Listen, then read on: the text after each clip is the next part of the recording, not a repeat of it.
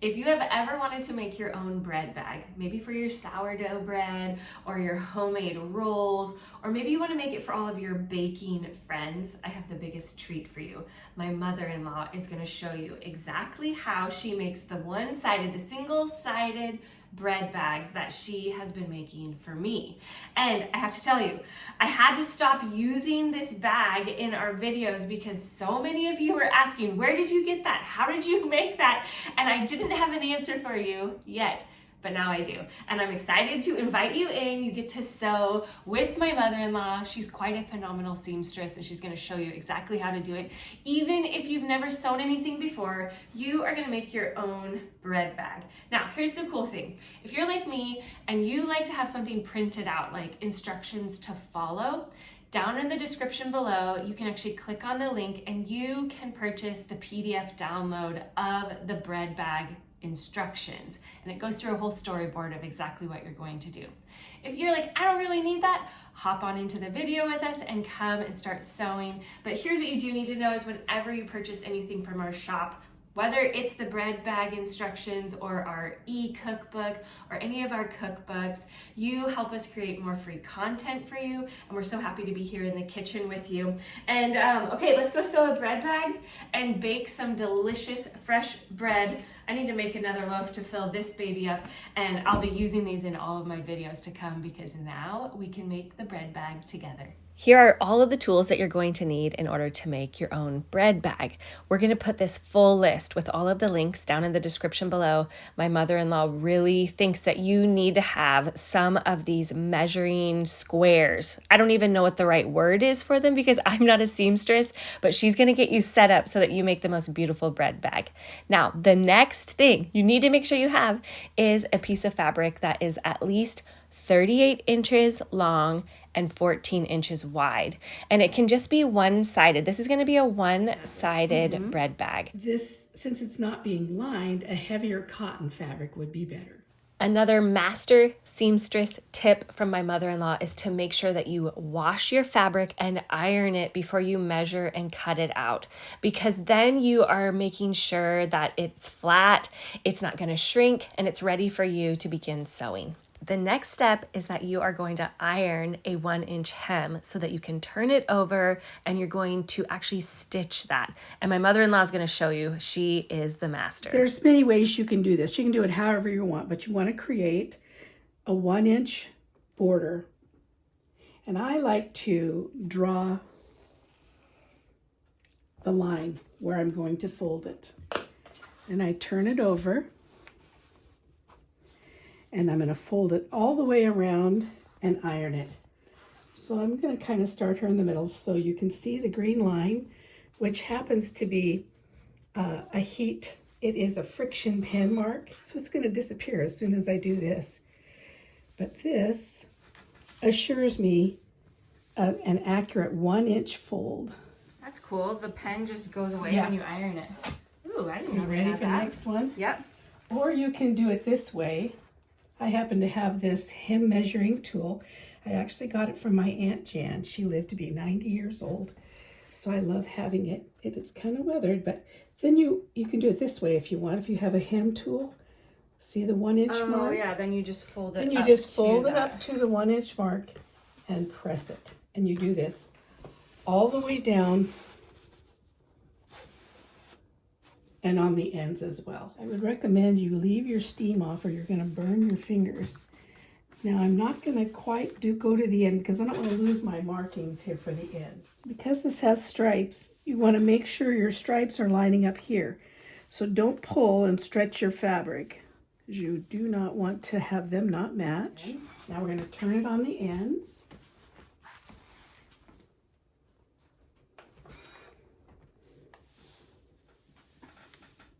This I'm going to take all the way to the end because it doesn't matter if I lose that marking. In fact, I do want to lose the markings.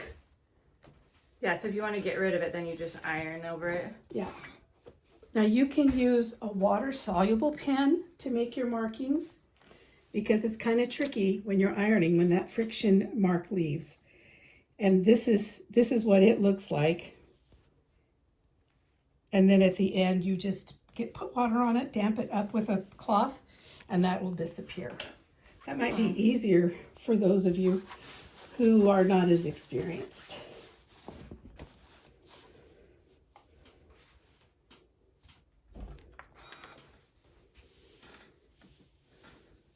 Because if you used a regular pen, it wouldn't come off, right? Yeah, you don't want to use a regular pen or a pencil. Some people do, but you know, it has the, you risk having it show through to the right side. Okay, this is the wrong side. We've made our first hem fold. Now, I find it easiest to not do this fold first. I find it best to do it last because this has to be perfect 1 inch. And so this can be whatever. It doesn't have to be perfect because this raw edge is going to go away. Yeah, you're just trying to tuck it in there to I'm just trying to tuck it in to hide it, but I want to keep that 1 inch fold. So I'm going to do this all the way around.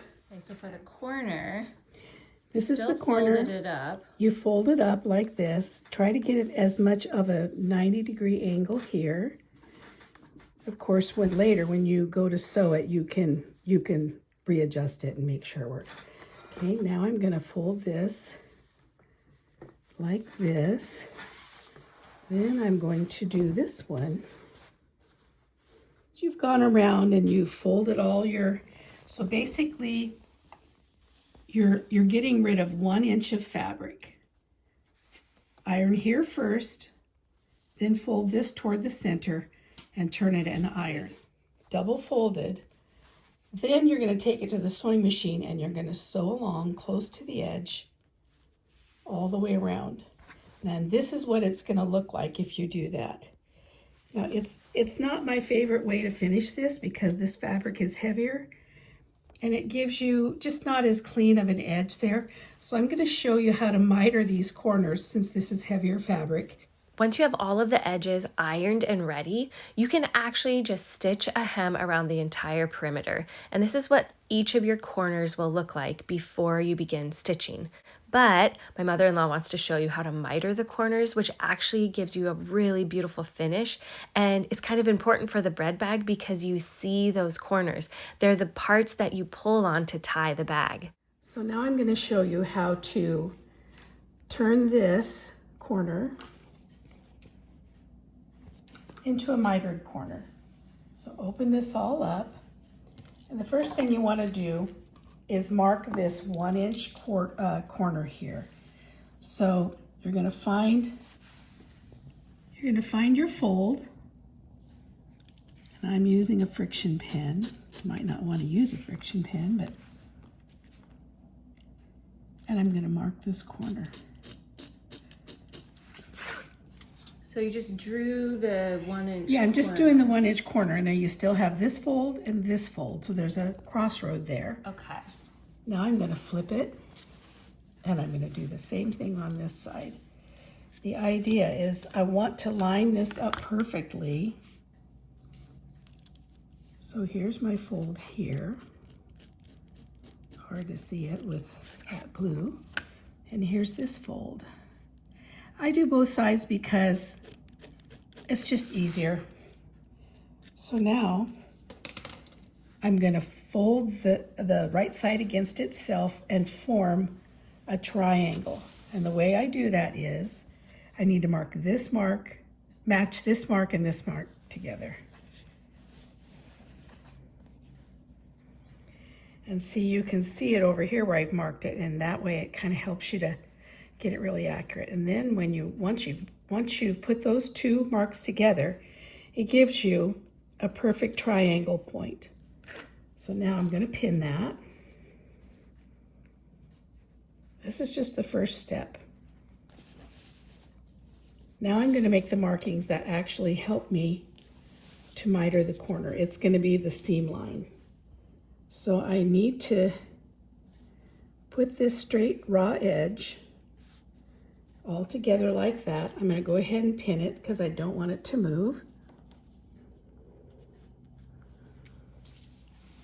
Now I'm going to straighten this out just so it's easier for you. Now I take my ruler, find your 45-degree angle, which says right there 45, and I'm going to put on the fold. Now if you need to, you can. So the 45 degree is running on that like 1 inch iron fold. Okay. So I've placed it all the way down. This makes sure that you're nice and straight. You can see the fold here. That corner matches there. And now I put this corner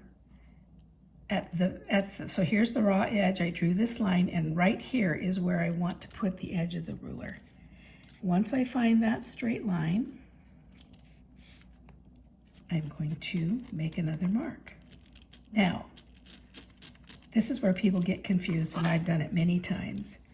You don't want to sew the straight line, you want to sew the diagonal line, and here's what you can do. This is put an arrow towards the line that you're going to sew, because if you sew the wrong one, it won't work. If you sew the straight line was just to get it so that you had a good fold, right? Yes, you need to have it perfectly measured. If you sew here, which I've done many times, it creates like a three-dimensional corner, like if you're going to put it on a table. Okay, now I'm going to take it to the sewing machine and sew here. Before I sew this, I want to make a mark where this fold meets this line. So here is the fold, and here is where it meets the line.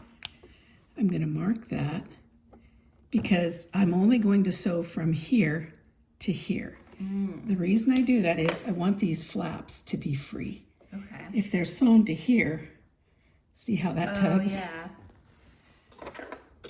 Now there's more than one way to do this, but this is what I have found to be the most easy. Okay. I got to put my needle right on that turquoise dot. Okay. And then I'm going to sew it. I'm sewing at 2.5 millimeters. I'm going to back stitch to the dot and then sew to the end. And back tack as well at the fold.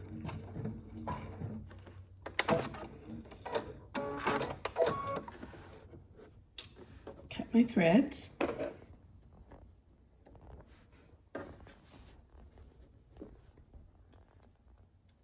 Okay, now I'm going to cut this, my seam.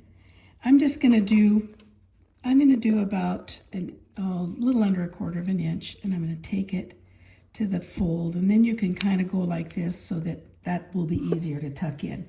Now this corner, where the fold is, you got to get rid of the bolt.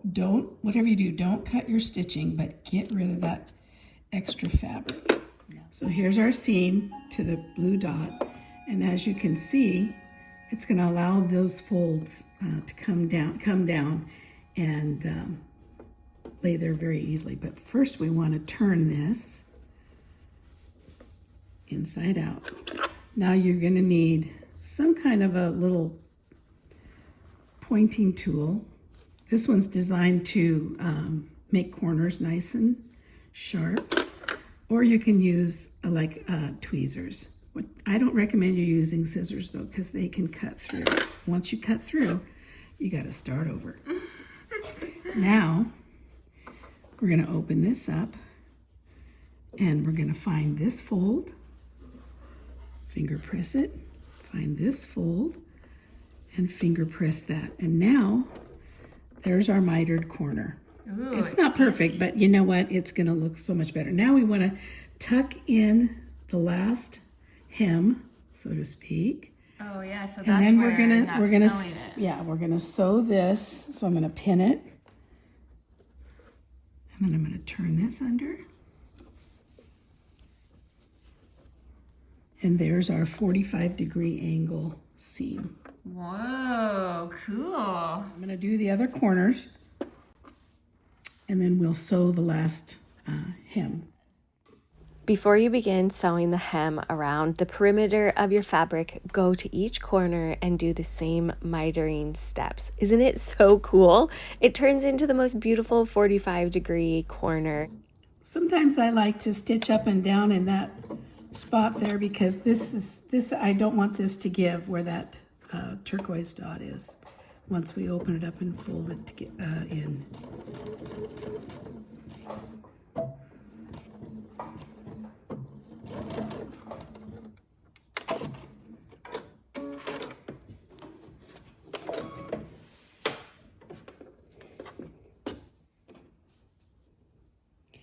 Cut away the threads.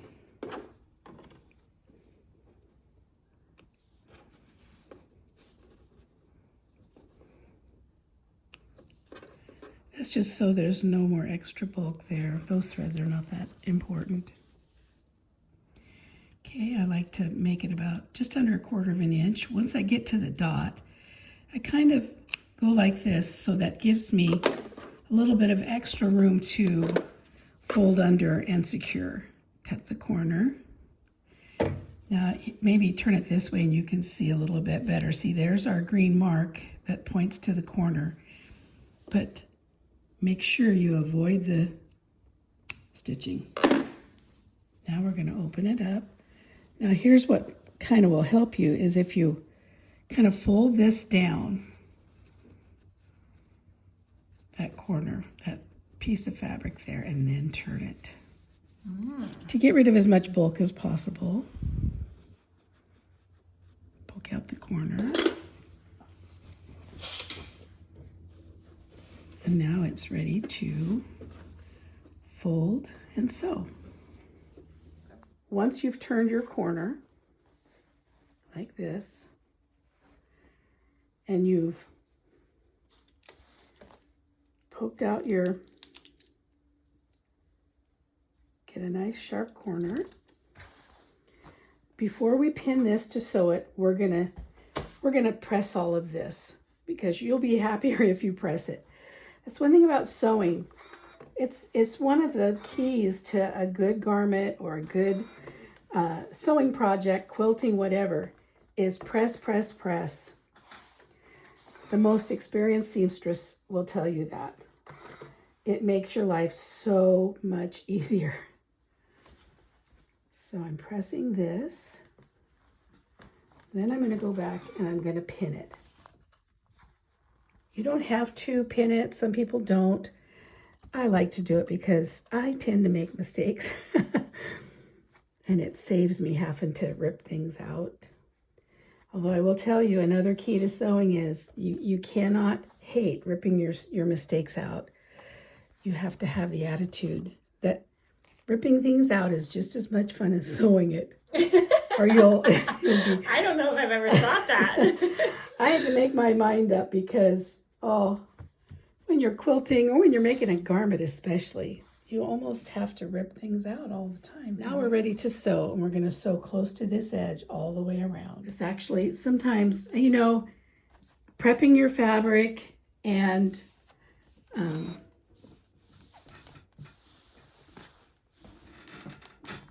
cutting out your patterns is the most time-consuming part. The sewing part doesn't take as long.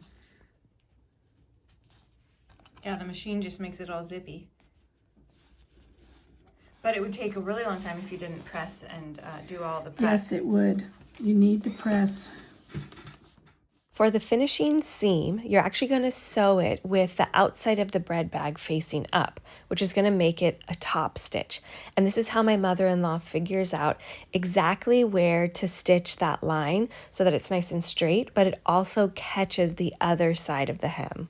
Now we're ready to sew. And actually it's going to be a top stitch. So we want this seam here to be nice and straight.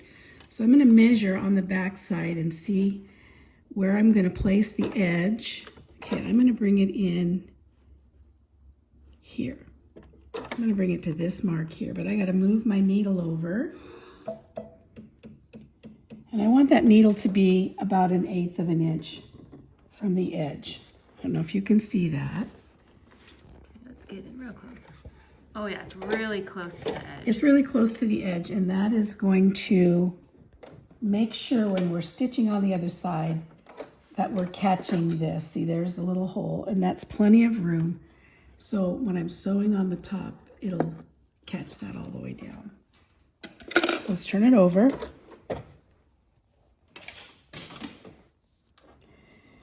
And this is when I like to have my thread tails long. When you're top stitching, you want to be more particular because you want that stitch to look really neat. Okay, I'm going to put my presser foot down. Now I know that this is going to catch this over here. Mostly you stitch at 2.5, but I'm going to move this to 3.5. It gives it a little bit nicer stitch look. So I'm going to back up about 3 stitches, and then I'm going to start sewing, and that'll hold that nice and secure. And I'm going to do this all the way around. So here's my line that I'm following. And when you're sewing like this, don't ever look here, because you'll get so dizzy. You always want to look elsewhere, either towards the front of the foot or to the side of the foot.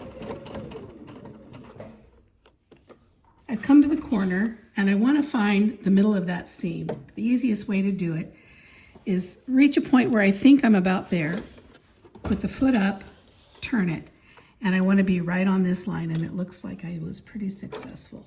I'm going to finish this all the way around. Top stitching always shows, and when you're top stitching, take your time. Don't rush.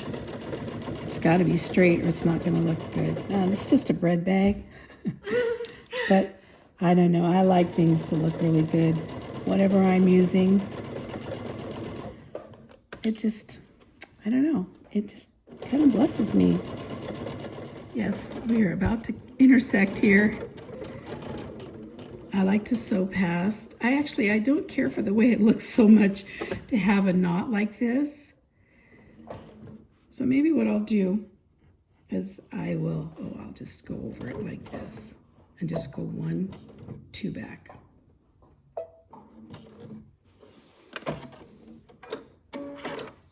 We're done. We've gone all the way around it. And there's your top stitching. Whoa. Now we're ready to make the bag. So now we have our finished rectangle, top hemmed and top stitched. We're going to put the wrong side down and the pretty side up, which is the right side. And I'm going to take this far left corner and bring it up to the top and line up this edge right here. Okay, then on the other side, we're going to take the top corner and bring it down to the bottom edge, the bottom finished edge. Now I suggest that you secure the top edge here. You don't want to lose that folded fabric. That fold is very important. So I just put a couple of clips in it. You can use pins if you want. Now we're going to take this bottom corner and the bottom right hand corner, and we're going to come up like this until, Oh, I can see the bag. and there is the bag, what the bag is going to look like. Now we're going to sew this seam here, and then there's one on the back side we're going to sew. So I'm going to clip this together and get this ready to sew. Since it's heavy fabric with that double folded hem, pins are it's not as easy to use pins, so I like these Wonder clips. Seam is ready to sew. I'm going to flip it over, lay it flat, and pin this side.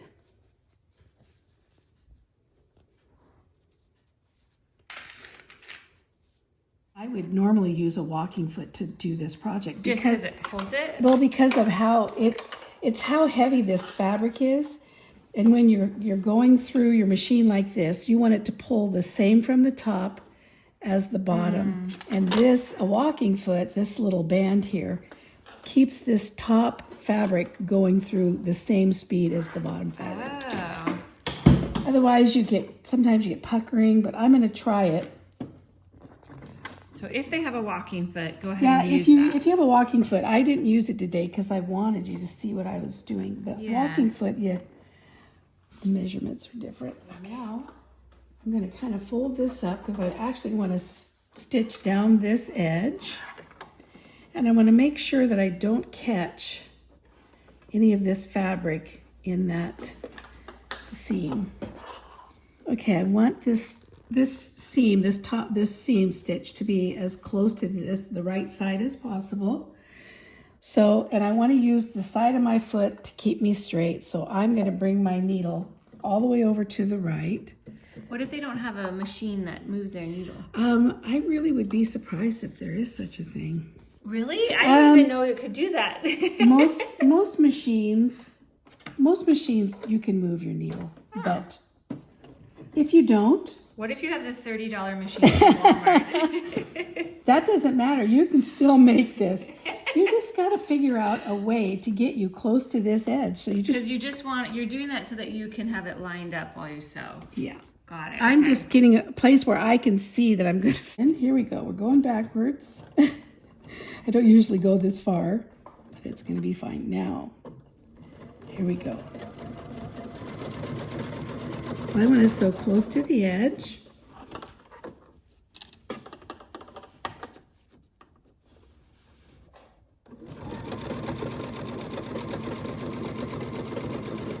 And you're just going down the part that you clipped, correct? Yeah, I'm just, yes, and I'll show you what this is going to look like when I finish this side, and then we'll do the other side. This is just creating the bucket part of the bag. Okay, so here's my end here, and this is where I'm going to need to reinforce it, because this is the part that gets the most tension when you're, tying and untying it. So I'm going to come to the end. You can kind of see it right here, and I'm actually going to go a little bit beyond, and then I'm going to back stitch. Try to do it straight. If you don't worry about it. It's not going to show. And I'm going to do it 4 times. In fact, I'm going to stitch in place, 3 stitches, and then I'm going to back up again. This will reinforce it so it doesn't come undone. Okay, so here's where we came down. Here's where I did a bunch of back tacking to secure this. And when we turn it, this is what it's going to look like. And you can see that's where most of the tension is going to be on the bag. That's why we reinforce that. Now we're going to turn it and go the other direction. Here's where I'm going to stitch. I'm going to bring this fabric up and out of the way. Are you for sure you'll be tearing out if you don't? Okay. Get to the edge here. Okay, I'm going to back it up to get my nice little knot. I like to go, in this kind of a project, I like to go about 5 stitches.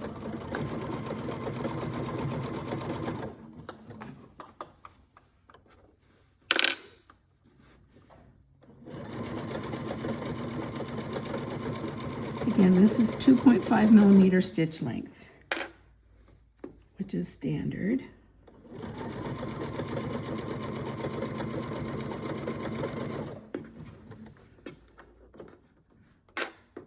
Okay, so here's the end. This is where I'm going to double tack it, quadruple tack it. Okay, let's get a little bit straighter.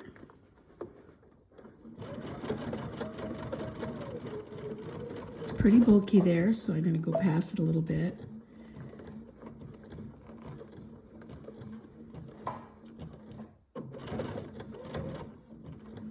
My reverse speed is a little bit slower because I'm using the pedal to reverse, and it doesn't go very fast. I think I'll go one more time. I want this to be nice and strong. Tack it in place.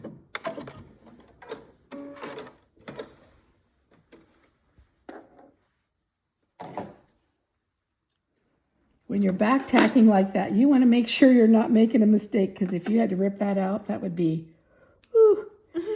it would be very hard to do.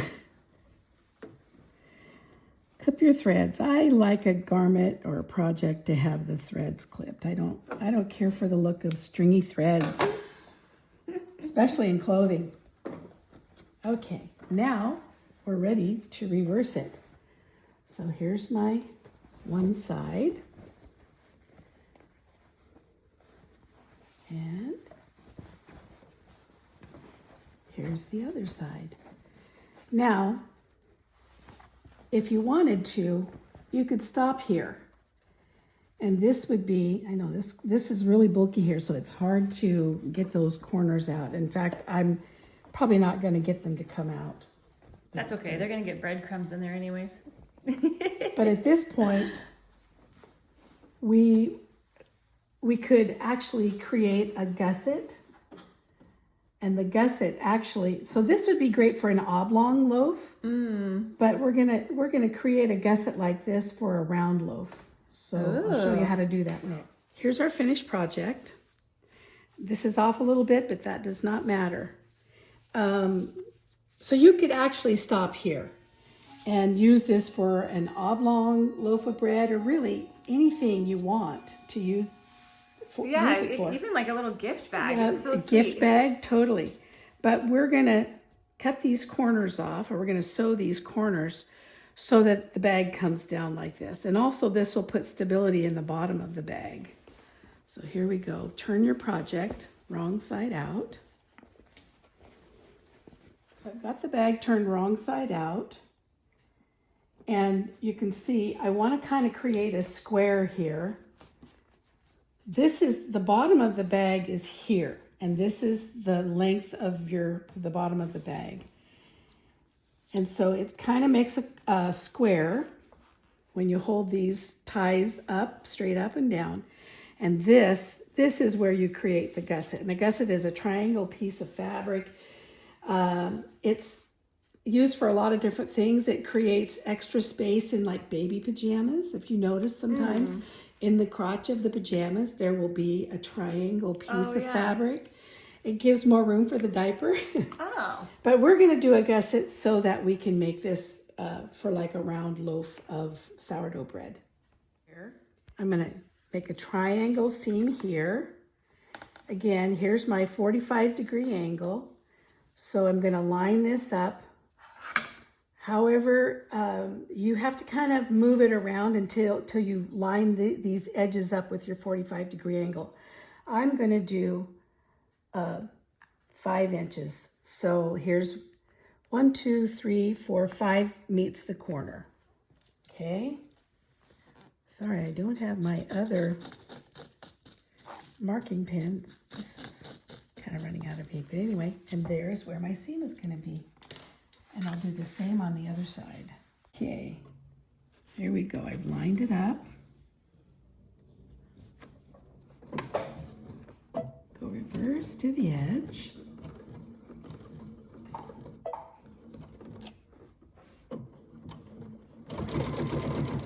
So again, it's 2.5 millimeters on the stitch length.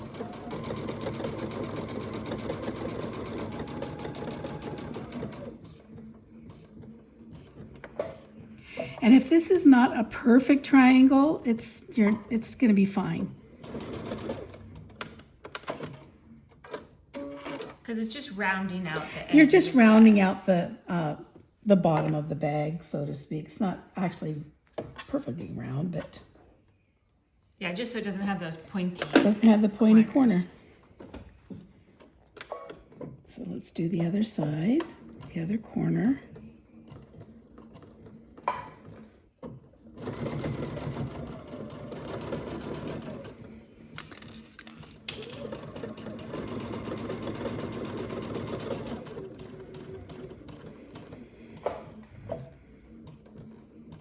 So here's our bag is finished, and inside here you can see the little triangle gusset that we rounded off the corners on both sides. And I think we're just going to leave those flaps in there. They're finished. If I cut them, then I have a raw edge. If this was lined, you could cut them and they wouldn't show. They'd be hidden inside the lining. But see, you can see it kind of gives you more of a rounded bottom. Nice it is. And if we leave those triangles, it kind of helps to keep that bottom flat, like if you're doing an oblong loaf, whatever. Yeah. And if you want this to be even more rounded off, you just make your triangle an inch bigger, sew it an inch bigger, and it'll make it more rounded. What do you think? It looks good. It looks like it's ready for a loaf of bread. It does. We don't have a loaf of bread, though. Better go make one. There we go. Now, if you're trying to figure out what kind of sourdough to fill your bag with, click on over to our full sourdough playlist. We're so glad to have you here in the kitchen with us. How fun! We can make a bread bag and fill it too. Cheers to baking and filling your table.